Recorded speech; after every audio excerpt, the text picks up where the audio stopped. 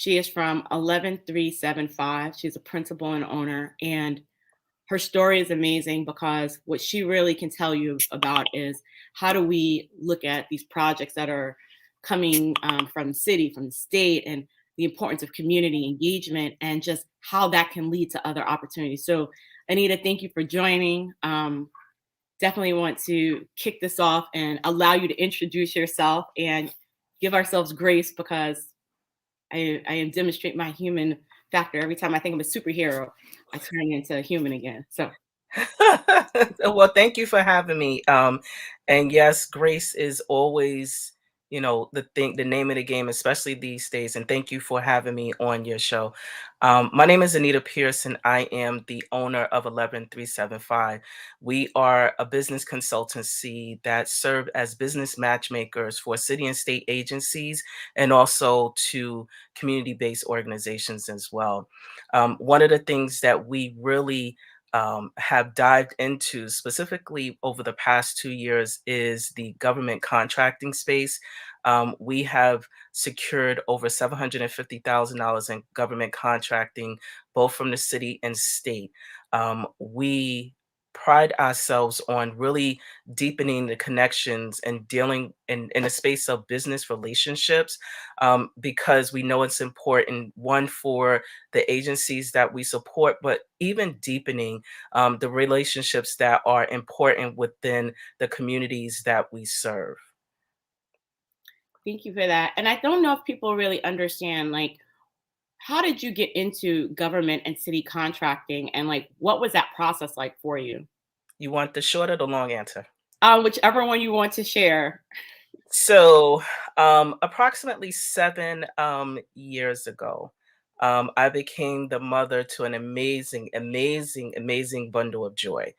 And I transitioned, going from maternity, having my little person, going back to work and thinking that, that was the space that I was going to remain in, because at the time, jumping into motherhood, I needed to provide income for myself and for my little person at the time. And when my day one back to work, we were told that there was some internal changes and that my position was being eliminated. So, you know, for those out there who are moms, you can imagine the additional stress that I was experiencing. Just because of being a new mom, transitioning back into work, and then being told that my position was being eliminated. So I wound up being packaged out, because the opportunities that they were offering me, I just felt that it wasn't the right fit at the time. And so we, took the summer off, which wound up being, these next few years, because I wanted to enter back into the workforce, but wasn't finding anything that met my skill set. In other words, I was being rejected, right? So I was putting out resumes, I was putting out, making phone calls to folks within my network, and it just wasn't working out. So took the sign from the universe that I need to sit down somewhere and figure it out. I had no idea that figuring out meant that I would get involved with my community, my local community boards. I'm from Brownsville, Brooklyn. And also, what that meant was I was going into a space where I needed to just kind of figure out. It was all about figuring out moment. And so, fast forward, the local community board chairperson. I also served on the economic development committee within the community board, and so they were looking for ways to promote more small business opportunities. And so the government contracting, or MWBE certification, came about during a conversation. And so I organized a MWBE symposium in Brownsville, Brooklyn, almost 6 and 7 years ago. And what I discovered during that symposium that I organized was, one, that the city and states are looking to really do business with businesses, small businesses, specifically targeting businesses of color. And when that came up, I was like, oh, but then the type of business that I had at the time, what I started, it was 11375 event management. And I'll explain why I made the change in a moment. I didn't know that the city, purchased services or procured services such as events, photography, project management, cleaning up the streets, changing light bulbs, making masks. There was a whole list of things that they actually purchased. And so when I talked to the one of the speakers that I um, secured for the space, I wind up talking with her, and she was like, "Oh yeah, they buy your services." So literally that next week, I wound up doing what I needed to do, which is actually register my business instead of making it just like, pay me this way, that way. I was doing it the right way because one of the requirements of doing business, specifically with the city of New York and the state, is that you have to have business registered and doing business showing receipts for 1 year. And so I was like, oh, let me get ready. Let me get ready. So literally that next week went, did my filings, started, and I opened up a business bank account as well. And I started my process. So that was, my start. But what happened is after I got certified, so, during my process of waiting, I helped a few other folks get their certification, and was still waiting for mine. And I remember when I finally got my certification, I was like, oh, yeah, what do I do with this? I had no clue. So there are state. Just saying that I started off as a result of doing some community work. Right, I learned that there was opportunities to be able to do business with the city and state of New York. I got myself in order because I wanted to be a part of the process, not understanding that there are levels to when you're entering into this government contracting space. So first level is getting ready. Second level is, really understanding what to do with the certification. Because if you look at the data, specifically in New York State, New York City, there are thousands of us who have this certification. But the percentage of those that are actually securing the contracts it's like under 10%. And that's not how it's supposed to be. If you are certified, utilize your certification, utilize it. And I'll pause just for, you know, Yeah, no, so there are a lot of gyms there. First, I'm trying to think where to go first. okay. There are a lot of people who are in a position where they're thinking of leaving their job, but they don't know how to take that skill they have and turn it into a business. Or they're in a place where they know they want to start a business, but they haven't figured out, well, how do I know what services are needed? I do a lot of things. Like I know a lot about advisory tech or project management or these things. How do I even get started? So talk to me more about, taking that rejection and transforming that into an opportunity for yourself. Like, what was that mentally like? How did you hype yourself up? What were the things that kind of helped make that a reality? So I cried a lot. Let's talk let's put that out there. I cried a lot because I had no real blueprint of what it looks like to go into business for yourself. So I'll start with that. I'm not going to even sit up here and say that it was easy, because even now it's still a process, right? Of understanding and saying to myself daily. I look at myself. I mean, you all can't see my board, but in front of me says challenge your limits, right? Whatever that is for myself. And my measurement of success does not go with measured against anyone else. So the first thing I have to share is that you have to define how you want to show up in this world. And that definition is for you and I say my creator, for me to answer that way, right? So you have to believe when in yourself when you don't have all the likes, or people are not like shouting you out on social media, or you don't get the checks on time, or your family does not really understand what you're doing, why you're doing it. It has to be something that comes from internal, that is shown from within. So I'll start with that, because the mental part of being an entrepreneur is constant. You got to constantly know that you dope as hell for yourself. And if that's not settling within yourself, then nobody ain't going to want to buy from you. Nobody's not going to believe. You got to believe it for yourself. So I want to start with there. The next thing is dealing with our foundations, right? So you heard me share that, once I knew that this certification process was available and opportunity for me existed, I needed to get ready, right? So that when the opportunities come to bid on contracts, you know, or be able to be in spaces where we have, these procurement officers, I can be ready. I can sell myself because, I'm prepared with, having my documents in order, filing my taxes, making sure, those little foundational things that can cause us challenges later on, that those things are solid for me.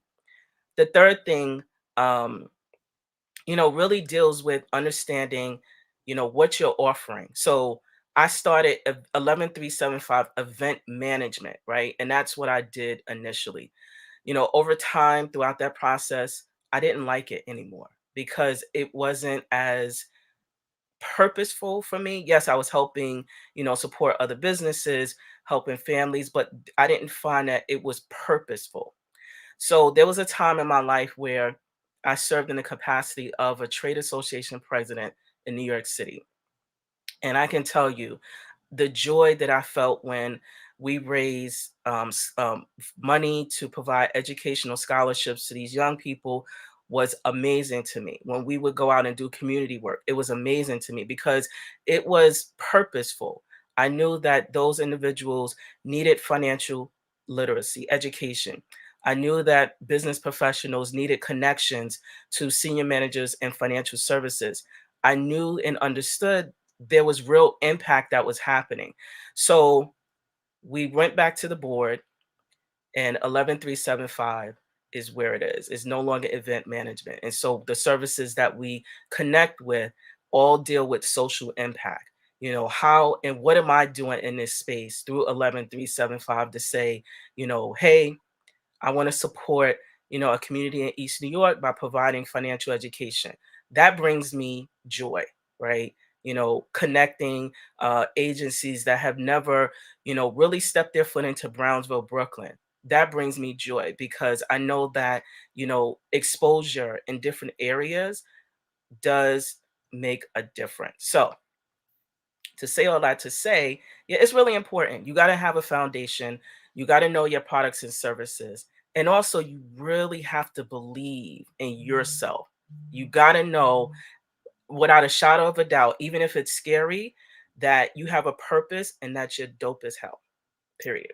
I love that. I love that. So, okay, we have a question from the group. Someone said, "Can we break it down? What are some of the challenges or lessons learned to get ready for securing government contracts?" So, there's this point where you get the certification. Maybe you've had a few private clients, a few people here and there, and it's like, how do I get onto this next contract? I will tell you all a very vulnerable lesson learned. And Anita, you can talk to me about this as well because I noticed it when I was researching something you had said, and I was like, oh, let me look that up.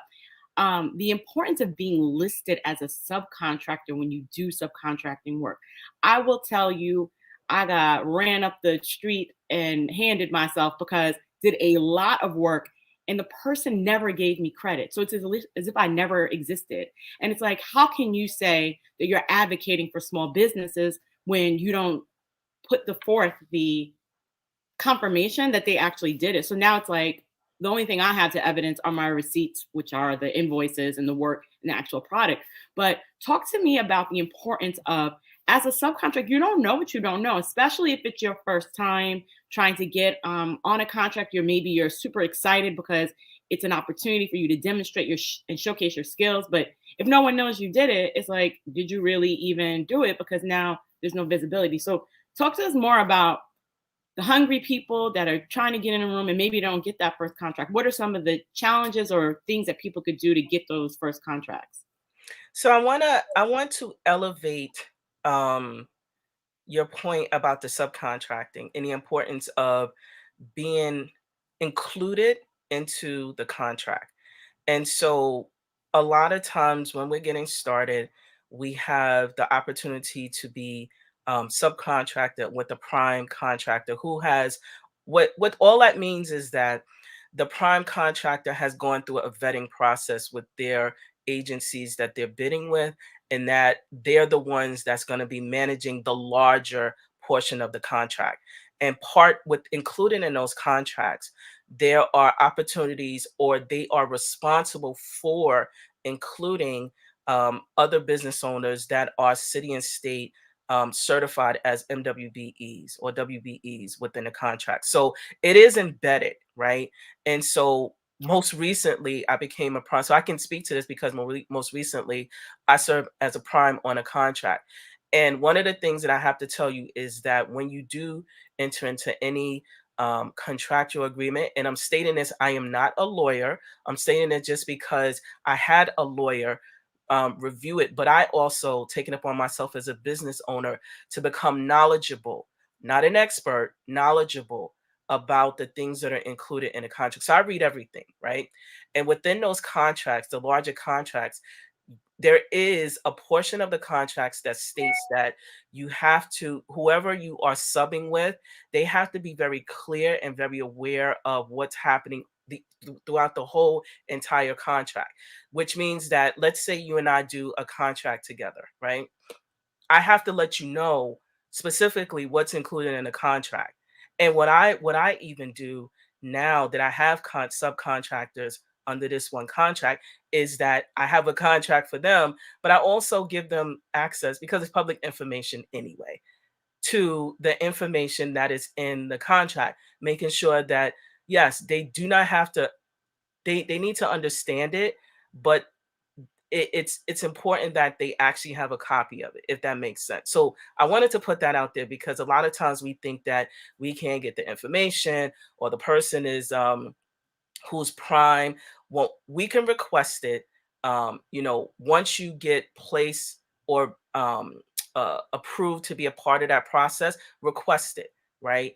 And also, when they are writing out those subcontracts, you can change the language. Don't think that you have to, sign off on a blanket statement or contract. As an example, payment terms, or if the work isn't, what is it, you pay up on deliverables, or put that language in there. And if you don't um, know it, get an OG who's a lawyer, get someone to, and have them read it over before you sign it. So I wanted to put that out there because I experienced when you're subcontracting, you're like, whoa, I'm really grateful just to be on this project, but you're also a business owner, and there are liabilities attached to your business as well, even being included in that contract.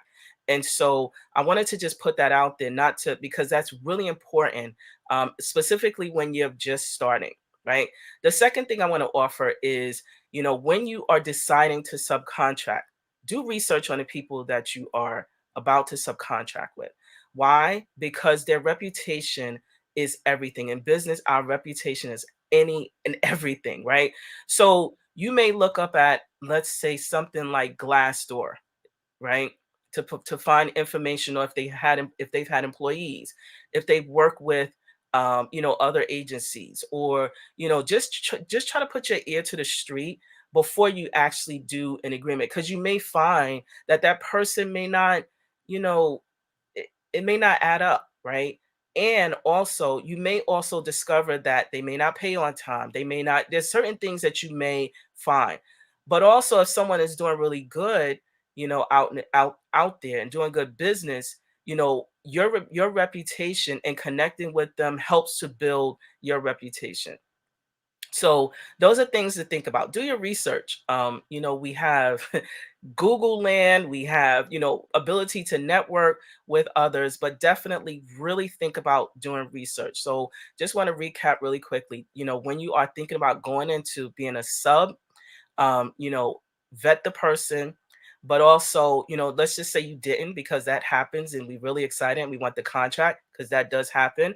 Make sure you review the contract, get someone to review it for you. Say, hey, I'm excited. I want to work on this to help to build reputation and credibility. Help me. Can you help me do this? Find someone who's really reputable to help you review those steps. And, I think the last question you asked was about getting into, your first contract. Subcontracting is a beautiful way to do it, but also within the city of New York, there's opportunities to get on what they call non-compete small purchases. And a lot of times, and that's how I got started. And I'm going to share um, one of the ways that I got one of my very first contracts. So, I appreciate being able to do community work, showing up in spaces as a business consultant. Many people will ask me, why am I here? You're not in healthcare. Because within our communities, we need to see um, and be exposed to business owners who are doing business, and it may be something that they've never heard of before as a business consultant. So I think it's important for me to show up in, specifically Brownsville, because that's where I'm from, and I have family, friends, and also the community, especially our young folks, need to see other opportunities and pathways for success within business. So this one instance, I was out doing community work as a part of uh, a, pro- as a part of a week of um, nonviolence within the community. And I have to tell you that I saw a director.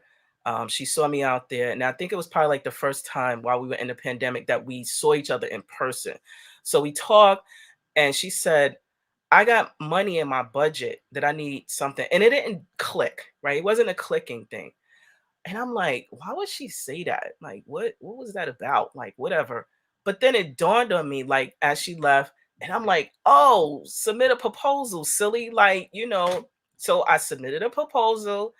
The event was on a Saturday. It was in her inbox by that Monday. And by that Friday, I got approved for a $25,000 contract, right? And I don't want to say just like that, but just like that, it happened. And I was like, cuss word. Oh, like, and then, but I treated that contract like it was $1 million contract.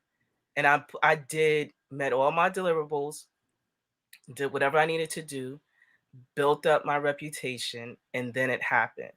By the end of that I want to say that year, I wind up securing over $150,000 in contracting. Not similar, not just, having conversation, but because I started to build reputation and doing a good job. So it's the first and not the last, but those are ways that if you start to build relationship, do a good job, have all of your documents in order, then it will work. But it does require a system of believing in yourself, making sure you have the appropriate documents in order, and also just getting out there to network. It does work. And I can tell you it does work. It does take time, but it does work.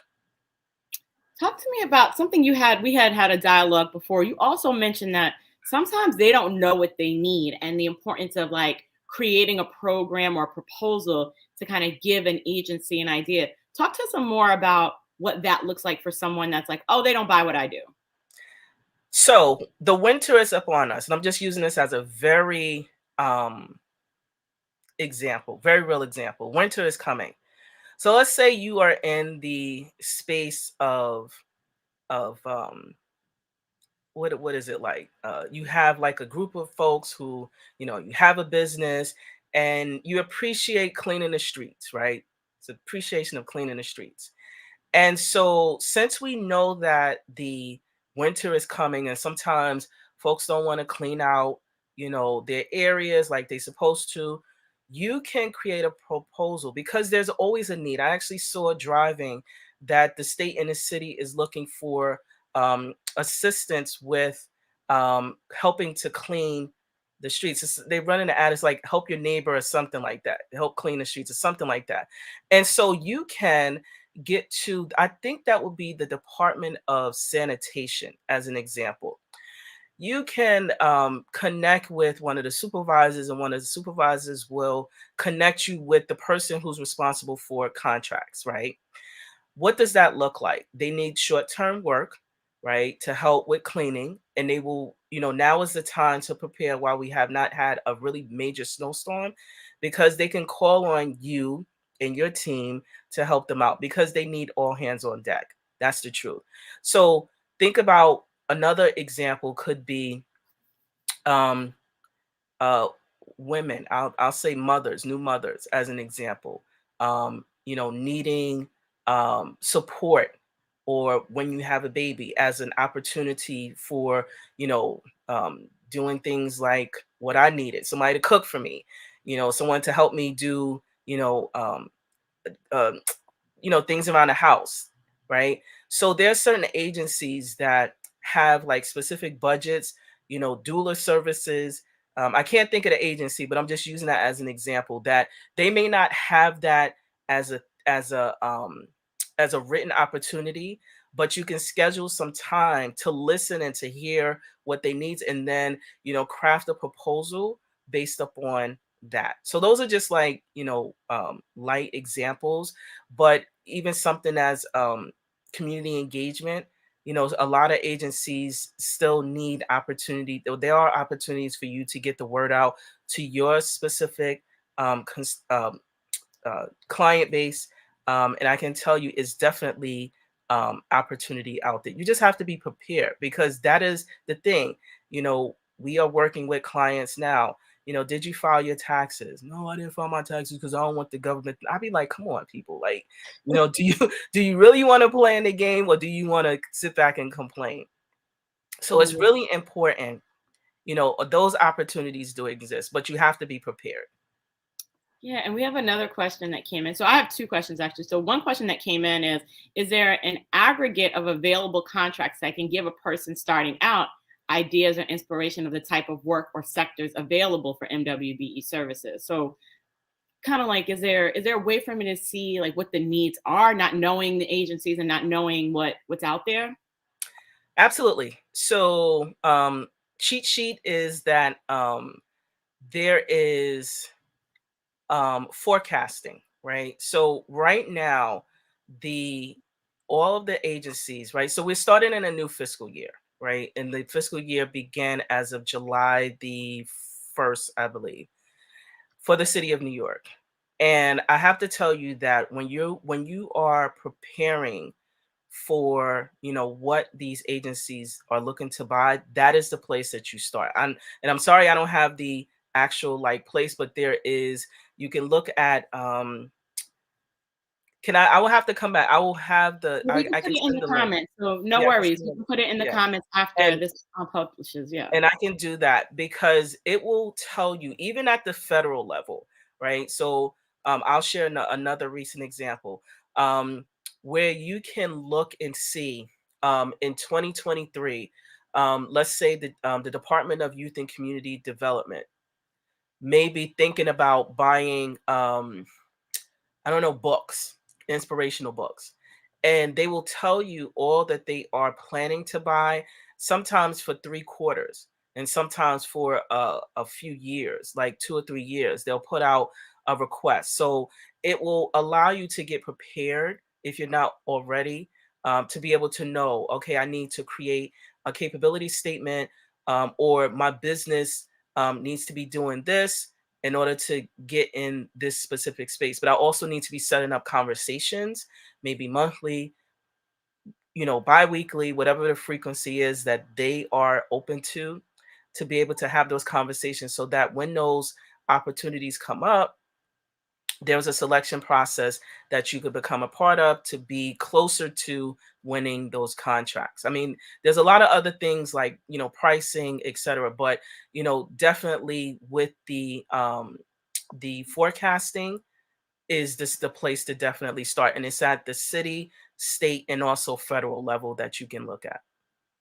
And that leads us into another question. So you mentioned the subcontracting, and what I can share is that I know Passport is where they will often publish like the larger things, but the small non-compete don't always end up in Passport. People have to get invited to those. So two questions here. one, how do you encourage people? Because I need this one for myself Mhm. to get to that place where they're invited to those small non-compete opportunities. That's one. And then two, you also mentioned the importance of being onboarded as a subcontractor. In some cases, I've seen some people have been, myself included, subcontractors, and it never reflects in passport. So therefore, you don't have the evidence. How do you advise people ensure that, not passport, what is it? Checkbook. So how do you advise people, one, get to that point where they're on that list, or how do they even do that for an agency? And then two, how do you ensure that the work that they do is actually reflected in a way that can be checked or visible in checkbook? So the first thing I do want to say is the agencies have to publish it, right? Oh, So they utilize Passport based upon your coding. And so if you do not have the right coding meaning the NGIP codes for the city, NACE codes for federal, um, I think it's SIC codes for a state. If you do not have the appropriate coding, you won't get the notification. So it is important to do your due diligence. You are responsible for the information that goes into Passport. Passport is the way that the city, and this is for the city, and the state has the contractor, which they send out information that you can register your business. If you do not have the appropriate coding, you will not be notified, and that's just the truth. But the other way that I learned is by attending a number of those meeting. I call them meet and greets, right? But they're procurement opportunities where you have opportunity to be at the face of these agencies. So let's say, for example, SBS has an event where they are looking to hire or put you in the face in front of a number of other different agencies. Go to those events virtually, and also in person if you feel comfortable at this point to do so, because you pick up a lot of other gems that can help you to grow and scale your business. So, yes, everything is being supported at New York City through Passport. They do send out requests for smaller purchases, but it's really based upon your codes that you have specifically in Passport, right? And if you don't have those, then yes, you won't be notified.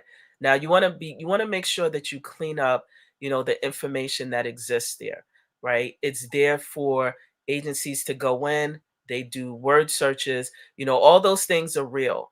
And make sure you do your do your due diligence that way to be able to ensure that you receive those emails. And also, right, speaking of emails, because the city is not sending out text messages, right? They communicate in writing, right? And so make sure that you have an email address that you actively check that's in Passport so that when you are going out to or looking to receive that information, then it will come directly to your inbox. Again, not really making a lot of phone calls, but they do communicate in mass through emails based upon how you are listed within the system. got it, got it. And so other things that I wanted to talk about, I know we are kind of at time because we went over, but then we didn't start quite 30 minutes in. Um, I want to talk about the work that you do. So tell us more about the actual work that you do with your business and company and how you're impacting the community and these different agencies. So, 11,375. So, again, we are business matchmakers, and we really pride ourselves on working in spaces where community impact is the name of the game, right? And so, one aspect of work that we do a number of workshops, training, and facilitation specifically to helping to support other small businesses. And, I know that there are a number of individuals who are targeting that. And you're probably like, well, what makes us different? Really, we create sustainable businesses.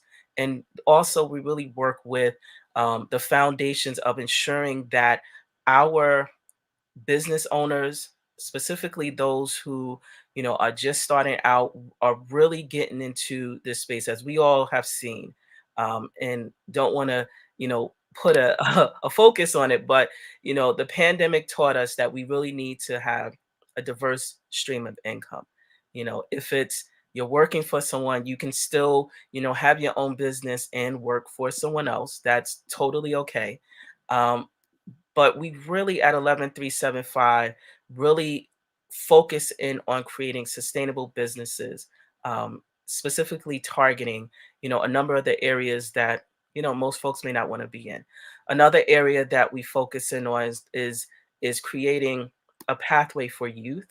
So I have a number of young people who are business owners, and we are creating a new pathway for them, because what I've learned, that being a business owner is really fun. It's hard work, but it's also a way to build generational wealth. And so the other aspect that we focus in on is financial health, and really supporting individuals to understand, their money mentality. What does that look like? And then we have, private clients and mentoring that we do as well. But it's all combining, for sustainability and social impact. Got it. And so if people are thinking about like, how do I work with you? What are some of your ideal clients or targets, like for anyone listening, they want to kind of send you some leads? Sure. So, we are in the government contracting space. So we love working with agencies that are looking to deepen engagement within communities such as Brownsville, Brooklyn, East New York, and those communities that are typically not serviced well, right? The other target deals specifically with small businesses. I love working with startups, right? I love, working with those individuals who are just figuring out. When you come to me and you're looking for my coaching and mentoring services, it's not always pleasant, but you really get what you put into it, and I will challenge you to your best self. The third way is with community-based organizations, if they're looking for facilitation, project management, and also really being able to offer services related to small businesses on financial health. You can count on us as well. Excellent, excellent. And then we have another question from the audience. Can you expand on meet and greet? Are they open to the general public, and where are they listed? So for those, you have to be a part of an email list. And I'm saying it's meet and greet. It's more like, um, so most recently there was an MWBE fair that was held at the Barclays Center. Those were for, those who are already certified. But if you were not certified, you can definitely. It's no limit for you to come to participate. But it's an email list, and those email lists come from, the agencies that are that you're looking to do business with. So for example, I'm using SBS, the Department of Small Business Services. They have a specific email list that you can become a part of. I believe it's on their website, where you can check it out and become a part of the list. But majority of the benefit of being certified with as an MWBE deals specifically with the fact that, one, you get clearance and you get information directly to you. And so I am encouraging you all, right? So I know that, you know, most people may say, oh, the certification process is really hard, or that it's a lot. It's a lot because we don't have our stuff in order. And I just like to keep it really, really frank. If you're not comfortable with sharing your taxes, all I say is you have a cell phone. That's, and as many privacy settings as we have, you know, it's open. So I'm that person that's not naive to think that, nothing is private. That's my personal belief. But the reality is, when you become certified, it opens up and expands your business to new opportunities. And so that means that you have to be willing and have the vision on your business to want to do this, right? Where do I want to go in the next year? Where do I want to go in the next 2 years? What does the next 6 months like? If it means that I have to do my filings, become an LLC. And by the way, you don't have to be an LLC to be an MWBE. I got mine as a sole prop and still was able to get contracts. So I just wanted to put that out there as well. Just have a registration, business registration. Just set yourself up for success. And so you will be placed into these groups or receive the emails, right? Because you have done your work. It won't work unless you work. I just want to put that out there. It's just it's about you building your vision and having, the capacity to say, look, next year, I want to have $100,000 business, right? It's possible. I am a testimony. It is very possible, but you have to put in the work.